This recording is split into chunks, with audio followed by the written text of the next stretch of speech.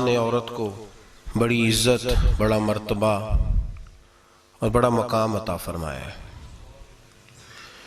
जितनी इज्जत औरत को इस्लाम ने दी है, न उससे पहले कभी औरत ने सुनी थी और न क़यामत तक दोबारा सुनेगी। मेरे नबी करीम सल्लल्लाहु अलैहि वसल्लम की तशरीफ आवरी से पहले बेटी का बाप होना लोग आर का बायस समझते थे, गुनाह और जुर्म समझते थे। मेरे महबूब करीम अलैहिस्सलाम ने इरशाद फरमाया, जिसकी 4 बेटियां हों या 4 बहनें उसके जिम्मे लग जाएं, वालिद बूढ़ा बीमार हो जाए या इंतकाल कर जाए, 4 बेटियां या 4 बहनें उसके जिम्मेदारी में आ जाएं, वो उन्हें पढ़ाए, अच्छा अदब सिखाए, इज्जत के साथ रुखसत कर दे। महबूब ने फरमाया, जिस तरह मेरी ये 2 उंगलियां जुड़ी हुई हैं, इस तरह मेरे साथ जुड़ के जन्नत में दाखिल हो जाएगा। सहाबी ने अर्ज की, हुजूर अगर बेटियां 4 ना हो, 3 हो? फरमाया, अल्लाह फिर भी यही दर्जा अता करेगा। एक सहाबी ने कहा, हुजूर अगर 2 हो? तो मेरे करीब ने फरमाया, भाई अगर 1 भी हो तो अल्लाह फिर भी यही शान अता फरमाए। बेटी को मेरे महबूब ने फरमाया, मैं हुक्म देता हूँ बाप को कि जब घर में तोहफा लेके आए, बेटा भी बैठा हो, बेटी भी बैठी हो, तो पहले बेटी को दे। मेरा हुक्म है बाप के लिए, बेटा भी हो बेटी भी हो, जब देने लगे तो पहले बेटी को पहले दे, उसको पहले अता करे, उसके साथ प्यार ज्यादा करे, बेटी को इज्जत दी। मेरे हबीब करीम अलैहिस्सलातु वस्सलाम ने इरशाद फरमाया, जब किसी के घर बेटी पैदा होती है तो बाप के ज़हन में थोड़ा ख्याल आता है कि अल्लाह जाने क्या बनेगा। मेरे करीम रसूल ने फरमाया, रब करीम हजरत जिब्रील को भेजता है, बेटी के सराहने खड़े होकर कहते हो, बेटी के बाप फिक्र न करना, इसके मामले में अल्लाह तेरी मदद फरमाएगा, रब तेरी मदद करेगा इसके मामले में जब बेटी आती है। मेरे भाई, ये एजाज मेरे रसूल ने अता फरमाया, बहन को, बेटी को, और बात बीवी की आई तो मेरे नबी करीम अलैहिस्सलाम की बारगाह में सहाबी ने अर्ज की, या रसूल अल्लाह, या रसूल अल्लाह सल्लल्लाहु अलैहि वसल्लम, मैं गरीब हूँ, सदके नहीं कर सकता, सखावत नहीं कर सकता। जब सखावत की फजीलतें सुनता हूँ दिल मेरा बड़ा चुटकियां लेता है कि मेरे पास भी पैसे होते तो मैं अल्लाह के रास्ते में देता।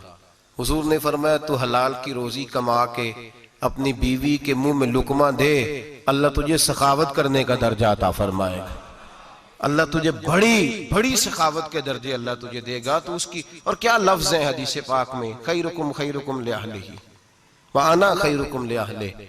फरमाया, हाजी भी अच्छे, नमाजी भी अच्छे, सूफी भी अच्छे, दरवेश भी अच्छे, सारे ही अच्छे, लेकिन मैं सबसे ज्यादा अच्छा उसे समझता हूं जिसका अपनी बीवी के साथ सलूक अच्छा है, जिसका अपनी बीवी के साथ नरम रवैया, जिसका अपनी बीवी। और क्या इरशाद फरमाया, फरमाया, वाना खैरुकुम लिअहलिही, घर जाके पता कर लो, मेरी 9 बीवियां हैं इस वक्त जो मौजूद हैं, फरमाया मेरा उन सब के साथ सलूक अच्छा है, सारी मेरे सलूक से मुतमईन। मेरे भाई, हुजूर ने एजाज दिया बहन को, बेटी को, बीवी को, औरत को, और मां के मामले में तो कमाल कर दी।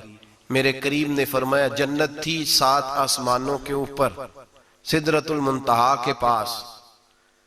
मेरे महबूब फरमाते हैं, जब रब ने मुझे इख्तियार दिया तो मैंने वो जन्नत वहां से खींची और मां के कदमों के नीचे ला के रख दी, वहां से खींच के। गौसुल ज़मा, कुतुबुद्दराम, मुहद्दिस आज़म, मुफस्सिर आज़म, शेखुल कुल, शेख तरीकत, वलिये वक्त भी अगर जन्नत उसने ढूंढनी होगी तो उसे अपनी मां के कदमों के नीचे से मिलेगी। इतना बड़ा एजाज भी को देगा, इतना बड़ा एजाज भी को देगा जो मेरे रसूल ने अता फरमाया है। मां होती है, वो वली वक्त के लिए, गौसे वक्त के लिए भी अगर उसने जन्नत लेनी है तो उसे मां के कदमों के नीचे से मिलेगी।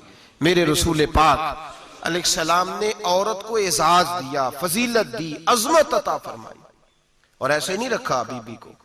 मेरे हबीब पाक ने फरमाया, जब औरत के पेट में बच्चा होता है, पैदा होने वाला, तो अल्लाह उसे उतना ही सवाब देता है जितना तलवार लेके मैदान में जिहाद करने वाले मुजाहिद को सवाब अता फरमाता है। और अगर दौराने विलादत औरत इंतकाल कर जाती है, फौत हो जाती है, तो मेरे हबीब ने फरमाया, वो ऐसे नहीं गई, वो अपने बच्चे के विलादत के मौके पर गई है तो अल्लाह उसे शहादत का दर्जा अता फरमाएगा। हर मौके पर बीबियां हाजिर खिदमत हुई। नबी पाक ने फरमाया, जो आदमी अजान सुने और जिस तरह मुअज्जिन कलिमे कहे उसी तरह के कलिमात दोहराए, तो अल्लाह ताला मर्दों को 1,00,000 नेकी का सवाब देगा अजान का जवाब देने पे। बीबियां आ गई, कहने लगी हुजूर ये तो मर्दों का सवाब है, तो हम तो पीछे रह गई। मेरे हबीब ने फरमाया घरों के अंदर रहना, अजान का जवाब देना, मर्दों को 1,00,000 नेकी मिलेगी, तुम्हारे नबी का वादा है तुम्हें 2,00,000 नेकियां अता फरमाई जाएं, तुम्हें डबल सवाब मिलेगा। शर्त क्या है? घरों के कुरान मजीद सूरह अहज़ाब आयत नंबर 33 अल्लाह फरमाते हैं वकरना फी बुयूतिकुन्ना, ऐ मेरे महबूब की अज़वाज, ये हुजूर की अज़वाज के वसीले से सारी औरतों को पैगाम मिला। कहा ऐ बीबियों अपने घरों के अंदर ठहरी रहो। कहां रहो? घरों के। बीबियों को धोखा दिया जाता है। मेरी माएं बहनें बेटियां बच्चियां समझती नहीं बात को, धोखा दिया जाता है। कहते हैं लो मौलवी दिकियानूस हो गया है, ये सूफी दिकियानूस है, ये कहता है बीबी घर के अंदर कैद होके रहे। पर्दा तो कैद का नाम है, वो घर के अंदर कैद। बीबी सिर्फ मां बन सकती है, वो वजीर मुमलिकत नहीं बन सकती। और सिर्फ देखो ना, वो अमेरिका से नारा लग रहा है कि बीबी सिर्फ बीवी बन सकती है, वो वजीर नहीं बन सकती। बीबी सिर्फ बहन बन सकती है, वो सदर नहीं बन सकती। पूरी अमेरिका की तारीख निकाल के मुझे बतलाओ आज तक कितनी बीबियों को सदर बनाया उन्होंने, बतलाओ कितनी बीबियों को सर। क्या तमाशा है, धोखा दिया औरत को, और औरत उस धोखे में उनकी पता नहीं आई कि नहीं हमारी आ गई है। औरत वजीर नहीं बन सकती। बताओ इस वक्त जो अमेरिका की काबीना है उसमें कितनी औरतें वजीर हैं? इस वक्त जो लंदन की काबीना उसकी टोनी ब्लेयर वजीर आजम गुजरा है बरतानिया का, उसकी बीवी की सगी बहन कलमा पड़ गई। सगी बहन कलमा पड़ गई। उससे बीवियों ने पूछा तू कलमा पढ़ क्यों कलमा पड़ गई है, क्या चीज पसंद आई है तुझे इस्लाम में? तो कहने लगी जो पर्दा मुसलमानों के नबी ने अपनी मानने वाली औरतों को दिया है वो पर्दा बता गया है कि अगर औरत की कोई इज्जत है तो बीबी फातिमा के बताए हुए पर्दे में है। ये हाल मौके पे जिंदा मौजूद है औरत। उसने 2 जिल्दों में किताब लिखी है पर्दे की अहमियत की, 2 जिल्दों में। हमारे यहाँ मुसीबत बनी हुई है, औरत उनके चक्कर में आ गई है। वो तो तुम्हें धोखा दे रहे हैं, वो तो तुम्हें तबाह कर रहे हैं। वो बीबी जो घर में बैठी थी तो मैंने कहा कि वक्त का वली गौस को तब उसको हुक्म था कि जा जाके माँ के पैरों में बैठ, वहां तुझे जन्नत मिलेगी। वो बेटी जो बाप थका मांदा घर से बाहर आया था और मेहनत की कमाई कमा के लाया था, उसको हुक्म था कि पहला लुकमा बेटी के मुंह में देना, बहन के मुंह में देना। और वो खामा जिसको हुक्म दिया गया था कि तू बाहर से थक के आया है, चूर होके आया है, अगर घर में तेरी बीवी फिर भी कोई रवैया गलत करे तो मदीने के हबीब ने कितना नरमी दी बीवियों के हक में। फरमाया ये औरत टेढ़ी लकड़ी है, इसे अल्लाह ने अकल ही थोड़ी दी होती है, अगर कभी बिगड़ जाए तो तू नरमी का मुजाहरा कर, टेढ़ी के साथ ही गुजारा कर, अल्लाह तुझे अजर अज़ीम अता फरमाएगा। मेरे हबीब ने किस कदर औरतों को अहमियत दी, कितनी फजीलत दी, कितने उनके बारे में नरमी रखी। और औरत को कहा जाता है तू बाहर निकल, बाहर आ, देख तेरे लिए क्या। कॉलेज में पढ़ता था, इम्तिहानात के दिन थे तो बस में स्टूडेंट घुस जाते हैं। हम 8-10 लड़के बस के अंदर घुस गए तो लड़कियां कहने लगी हमें भी बिठाओ। वो जो कंडक्टर था बस का उसने कहा कि बेटी बहन लड़के आ गए हैं तो तुम इस तरह करो, तुम ना जाओ, तुम पिछली बस में आ जाना।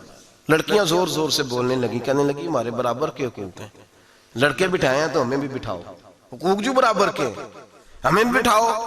अब वो मजबूर हो गया, पीछे हट गया। वो 8-10 लड़कियां भी चढ़ आई। लड़के सीटों में बैठे हुए तो कहने लगे उठो, शर्म नहीं आती, लेडीज को इज्जत दो, जगह दो। तो एक नौजवान बीच में से बोला, कहने लगा तुम्हारे बराबर के हुकूक है, हम खड़े होके जा सकती हैं, तुम नहीं जा सकती। बराबर के हुकूक है तो जबर भी बराबर का बर्दाश्त करो। चुप कर गई। कहने लगे आज के बाद ये ना कहना बराबर के हुकूक है, आज के बाद ये कहना कि औरतों की इज्जत के हुकूक है। बराबर के हुकूक मांगने में इसकी कमजोरी है। इज्जत के हुकूक, बैंक में बीबियां बिल जमा कराने आती हैं तो उन्हें इज्जत का हक मिलता है, इज्जत का। वो क्लर्क साहब जो पता नहीं किस तरह किसी से बोलते हैं वो भी बीबियों का बिल पहले जमा करते हैं। बस के अंदर भी बीबी को इज्जत मिलती है। एक समझदार आदमी, बुजुर्ग आदमी, पढ़ा लिखा आदमी बैठा है बस पे तो बीबी चढ़ी है तो इज्जत का हक है। उठ गया, कहने लगा अपा जी बहन जी आप यहाँ आ जाए। बीबी इज्जत का हक मांगेगी तो बचेगी, बराबर का हक मांगेगी तो ठीक है, लाइन में लग जाए, जहां सारे खड़े हैं वो भी खड़ी रहे। अगर बस में मर्द खड़ा है तो औरत भी खड़ी रहे। बराबर के हुकूक मांगने में औरत को नुकसान है। बराबर के हकूक मांगने में औरत के लिए तकलीफ है, औरत के लिए नुकसान है। हाँ, अगर इज्जत का हक मांगेगी तो फिर इसको अल्लाह वकार अता फरमाएगा, फिर अल्लाह इसको बुलंदी अता फरमाएगा। मेरे हबीब करीम सैयद आलम सल्लल्लाहु तआला अलैहि वसल्लम ने औरत को जो हक दिया वो इज्जत वाला हक दिया है। औरत को जो हुजूर ने हुकूक दिए वो वकार वाले। एक बात मुझे बतलाइए, एक बीबी एमएससी उसने पास कर लिया, एमकॉम कर लिया, एमए के बाद एमबीए कर लिया, बड़ी तालीम हासिल की, वो एयर होस्ट बन गई। यूं समझ लें 1 लाख रुपया महीना उसकी तनख्वाह है। वो घर से निकलती है, वो कहती है मैं जहाज के अंदर एयर होस्ट हूं। वो कहती है मैं तो इतने पैसे कमाती हूँ, मुझे खामन की क्या आदत है। अब 2 औरतें हो गई, एक बीबी घर में रहती है, उसका खामन थका रहा है, उसका बेटा स्कूल से आया है, खामन काम से आया, छोटा बेटा इंतजार कर रहा था कि सारे आएंगे तो खाना खाएंगे। अब वो खामन आया तो उसने आते का मुंह और धोले में खाना चुनती हूँ, दस्तरखान बिछाया, उसने खाना रखा है, उसका बेटा भी खाना खा रहा है, उसका भाई भी खाना खा रहा है, उसका शौहर भी खाना खा रहा है, वो उनको खाना खिला रही है। अब किसी मौके पर उसका बेटा बोलता है, कहता अम्मा फलां चीज भी चाहिए। अम्मा डांट देती, कहती चुप कर, मिल जाएगी। खामन कहता है फलां चीज क्यों नहीं पकी? तो कहती है जनाब क्या बताऊं आपको, गैस ही नहीं है सुबह की। कभी वो कहती है आप चले जाते हैं, आपको ये तो फिक्र ही नहीं होती कि फलां मसाला कोई नहीं था। खामन उसकी बात सुन रहा है। उधर वो एयर होस्ट है, वो भी खाना बांट रही है, अपनी मर्जी का लिबास नहीं पहन सकती। उसको जब ट्रेनिंग दी जाती है तो उसको कहा जाता है कि तूने माज़अल्लाह चुस्त लिबास पहनना है, मेकअप तूने करके रखना है, और कोई बदतमीज तरीन लड़का तेरे साथ बदतमीजी भी करे तो तूने जवाब में बोलना नहीं, जी जी करना है, इसलिए कि हमारी एयरलाइन का नुकसान नहीं होना चाहिए। अब लड़के उसको बुला रहे हैं, फबतियां कस रहे हैं, वो कहती है मैं बड़ी सियानी हूं, लाख रुपया कमाती हूं, मुझे क्या जरूरत है। ईमानदारी से दिल पे हाथ रख के बताना, वो बीबी जो घर में खाना तकसीम करती है उसकी इज्जत ज्यादा है या जो जहाज के अंदर खाना तकसीम कर रही है उसकी इज्जत ज्यादा है? ये अपने दिल से बीबी कह रही है मैं लाख कमाती हूं, ये तो खामद मुझे 10 रुपए देते हुए 100 दफा बातें करता है। तुझे पैसे तो तेरी जेब में उस तरह नहीं आ रहे, लेकिन जो इज्जत तुझे घर में नसीब हो रही है, जो इज्जत तुझे घर में नसीब हो रही है। किसी बुजुर्ग से किसी ने कहा था कि जनाब दुनिया में रोटी खाने का मजा कब आता है? तो उन्होंने कहा रोटी खाने का मजा तब ही आता है जब अम्मा तंदूर पे रोटियां लगा रही होती है। अम्मा तंदूर पे रोटियां लगा रही होती है और बड़े बड़े बादशाह भिखारी बन के खड़े होते हैं, अम्मा एक गरम गरम रोटी देना। वो लुत्फ है, वो जायका है। मेरे भाई, औरत जब तक घर की 4 दीवारी के अंदर रहती है वो महफूज रहती है, वो बावकार रहती है। और जब वो कहती है नहीं नहीं मैं बराबर निकलूंगी, मैं कमाऊंगी, आप देख ले ट्रेनिंग दी जाती है औरतों को होटलों के अंदर। पाकिस्तान में, पंजाब में, हमारे देहाती माहौल में अब होटलों के ऊपर वेटर का काम औरतें करने लगी हैं। औरतें बैठती हैं, काम करती हैं, उनको हुक्म होता है, सुबह ट्रेनिंग होती है कि कोई आदमी जितनी भी बदतमीजी करे तुमने बोलना नहीं। ओ खुदा के बंदो, ओ मेरी माओ बहनों बेटियों, ये तुम्हारी इज्जत नहीं, ये तुम्हें रुसवा किया जा रहा है, ये तुम्हें जलील किया जा रहा है। साबन का इश्तिहार है और तस्वीर बीबी की, शैम्पू का इश्तिहार है, तस्वीर बीबी की, सीमेंट बेचा जा रहा है और तस्वीर बीबी की। तौहीन होती है तुम्हारी सुबह शाम और तुम इसे अपनी इज्जत समझती हो, तुम इसे अपना वकार समझती हो। इज्जत क्या है? आमिना के लाल, हजरत आयशा के सरदार, सैयदा फातिमा ज़हरा के बाबा, मेरे हबीब करीम सैयद आलम सल्लल्लाहु अलैहि वसल्लम से हजरत फातिमा ने कहा या रसूल अल्लाह, जो बीबी अल्लाह के करीब होना चाहे, जो रब का कुर्ब पाना चाहे, जो अल्लाह की वलिया बनना चाहे, मुझे कोई नुस्खा बता दे, मैं औरतों को बताऊं। तो मेरे हबीब ने फरमाया जो बीबी जितना घर के अंदर रहेगी, जितना घर के अंदर रहेगी, जितना घर के अंदर रहेगी, उतना ही वो अपने रब के करीब होती जाएगी, उतना ही अल्लाह का कुर्ब पाती जाएगी, उतना ही रब करीम की वलिया होती जाएगी, उतना ही अल्लाह तबारक व तआला उसे अपनी कुर्ब की मनाजिल तय फरमाएंगे। जितनी वो घर के अंदर रहेगी उतनी अल्लाह के करीब रहेगी, और जितनी सज धज के बाहर निकलेगी, जितनी सवरेगी, उतनी वो अल्लाह से दूर होती जाएगी। जितने कदम उसके घर से दूर निकलेंगे उतने ही कदम उसके अल्लाह के कुर्ब से दूर होते जाएंगे, उतने ही कदम माएं तुम्हारी दुआएं कबूल होंगी, मेरी माओ तब कबूल होंगी जब तुम घर में रहोगी। बेटियों, रब करीम का कुर्ब उस वक्त नसीब होगा जब तुम घर के अंदर रहोगी। तुम भाई के लिए मांगोगी तो अल्लाह तुम्हें देगा, बेटे के लिए मांगोगी तो अल्लाह तुम्हें देगा, शोहर के लिए मांगोगी तो अल्लाह तुम्हें देगा। अगर चाहती हो कारोबार बढ़े, अगर चाहती हो रिस्क में बरकत हो, अगर चाहती हो तुम्हारे घरों में अमन हो, सुकून हो, जो तुम मांगो अर्श का मालिक तुम्हें अता करे। तो फिर मेरे रसूल ने नुस्खा बतलाया है, फिर मेरे करीम ने बतलाया, घरों में बैठी रहना, जितनी घरों के अंदर रहोगी उतना ही अल्लाह ज्यादा दर्जा अता फरमाएगा, तुम्हारी दुआएं कबूल करेगा, तुम्हारी इल्तिजाएं अल्लाह मानेगा। मेरे भाइयों, मेरे अजीजों, औरत के साथ जो जुल्म इस मुआशरे में हो रहा है, बेपर्दगी का तूफान है, तूफान है बेपर्दगी का। एक बुजुर्ग थे दरवेश से, सादे से, वो आई साहब के पास अक्सर आया करते थे, तो थे बड़े सादे और थे बड़े नेक, पढ़े हुए नहीं थे, जाग रहे आप हजरात, नेक बड़े थे।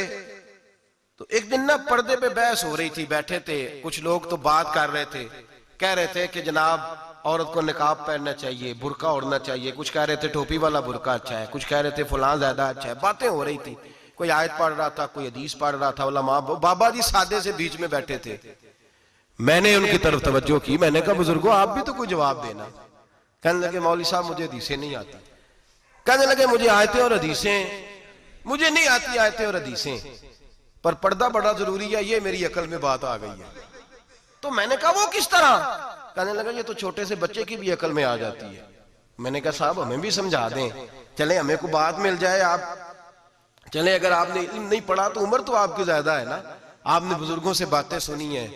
तो कहने लगे बेटा मेरा छोटा सा पोता है, वो बाजार से टाफी खरीद के लाता है, अगर टाफी के ऊपर से कागज उतार देता है ना तो टाफी में मक्खियां बैठनी शुरू हो जाती है, टाफी पे मक्खियां बैठ जाती हैं। जब तक उसके ऊपर वो लिफाफा रहता है, कागज रहता है, उस पे मक्खियां, अल्लाह करे आपको समझ आए, अल्लाह करे आपको समझ आए, अल्लाह करे उस दरवेश की बोली टकरा जाए। कहने लगे जब तक तो उसके ऊपर कागज रहा तब तक उस पे मक्खियां, और जब उसके ऊपर से कागज उतर गया तो मक्खियां बैठ गई। कहने लगे 4 साल का मेरा पोता, मैंने मिन्नत कर दी कि खा लो। कहने लगा मैं नहीं खाता, इस पे मक्खियां बैठ गई हैं, मैं नहीं खाता, गंदी हो गई है, मैंने ये टाफी नहीं खानी। कहने लगे मैं बूढ़ा आदमी दोबारा दुकान पे गया, जद्दोजहद करके नई टाफी लाया, बेटे को कहा खा लो, अब उसने खाई।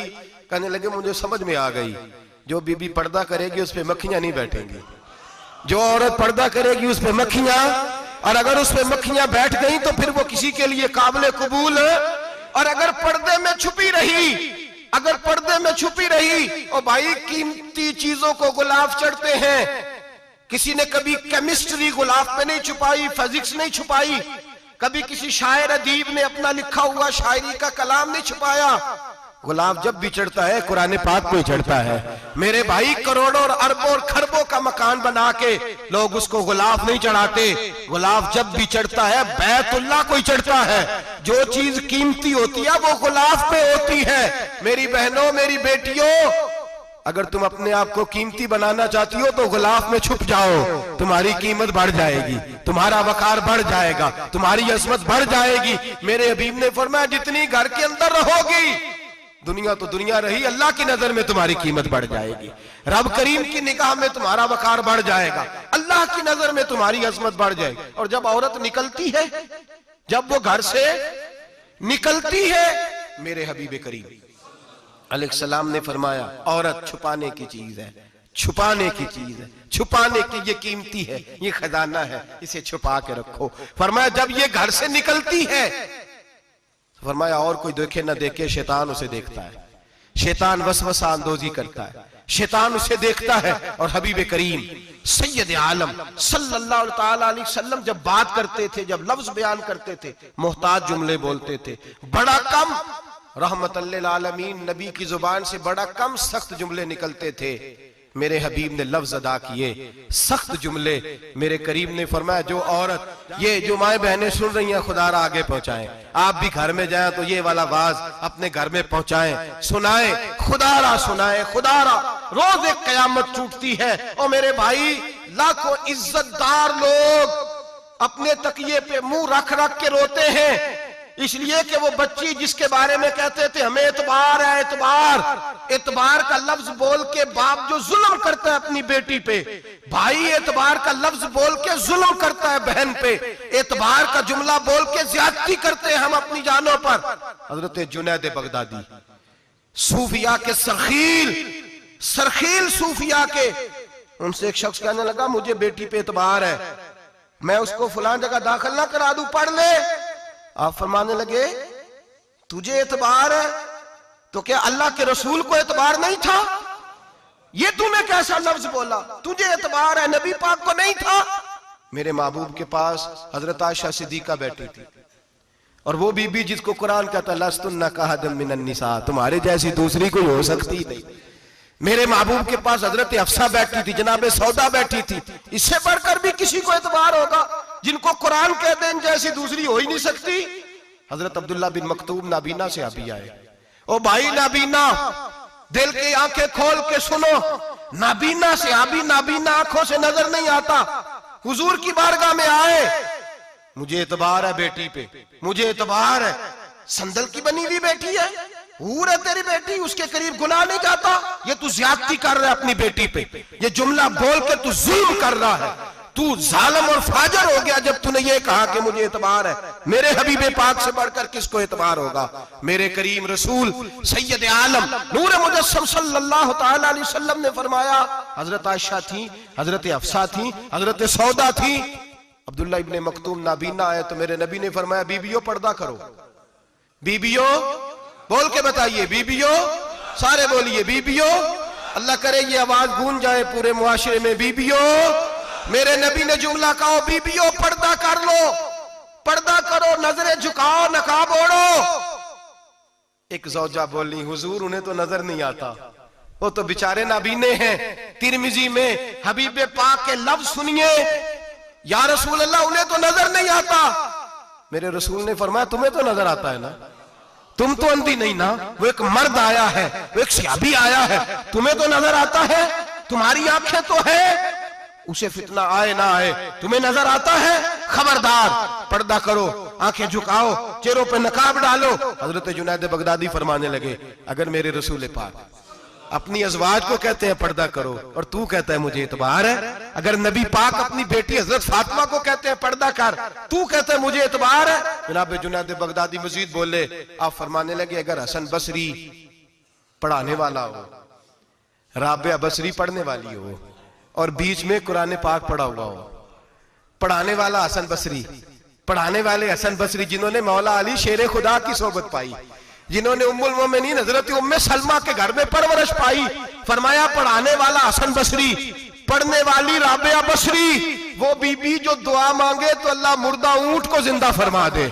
फरमाया पढ़ाने वाला हसन बसरी हो, पढ़ने वाले राबिया बसरी हो, और जो पढ़ा जाए वो कुरान हो। फरमाया कसम अल्लाह की इज्जत की, मैं फिर भी उन्हें पढ़ने पढ़ाने की इजाजत नहीं देता, मैं फिर भी उन्हें तन्हाई में बैठने की इजाजत नहीं देता, मैं फिर भी उन्हें अकेले रहने की इजाजत नहीं देता, इसलिए कि ये हसन बसरी हैं और मना करने वाले इमामुल अंबिया हैं, इसलिए कि ये राबिया बसरी हैं और मना करने वाले सैयदुर रुसल हैं, खबरदार फिर भी इजाजत नहीं। मेरे नबी करीम अलैहिस्सलाम बोले, हुजूर की बारगाह में सहाबा ने अर्ज किया या रसूल अल्लाह सल्लल्लाहु अलैहि वसल्लम, अगर कोई नेक आदमी किसी नेक औरत के साथ बेपर्दा हो, नेक आदमी, वो पीर गुनाहगार नहीं जिसके पास बीबियां जाती हैं, वो गुनाहगार नहीं, वो तो मुजरम है, वो खाली गुनाहगार नहीं, वो तो पापी है, वो खाली गुनाहगार नहीं, वो तो दीन का डाकू है, डाकू, वो तो फासिक है, वो तो दीन की हदें तोड़ने वाला है, वो तो उसको तो घसीटा जाएगा कयामत के दिन, जो औरतों से बेपर्दा मिलता तो घसीटा जाएगा।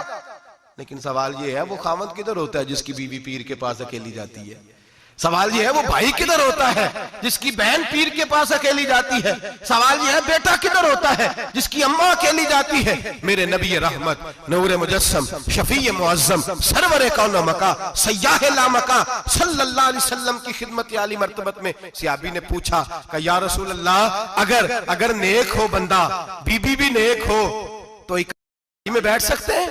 आला हज़रत ने फरमाया अगर औरत दीन सीखने चाहे, पीर के पास जाए तो अपने खामद के साथ जाए, अपने भाई के साथ जाए, फिर भी पर्दे में बैठे, दूर बैठे, आवाज के साथ बात को समझे, लेकिन उसको तनाई करने की इजाजत किसी को भी इजाजत है, वो चाहे जो मर्जी भी हो, कोई भी हो, बड़ी खुली बात कर रहा हूं। मेरे हबीब पाक से पूछा, हुजूर अगर मर्द औरत ने एक हो फिर भी तन्हा नहीं बैठ सकते? मेरे महबूब ने फरमाया, अगर जकरिया के बेटे याहया हो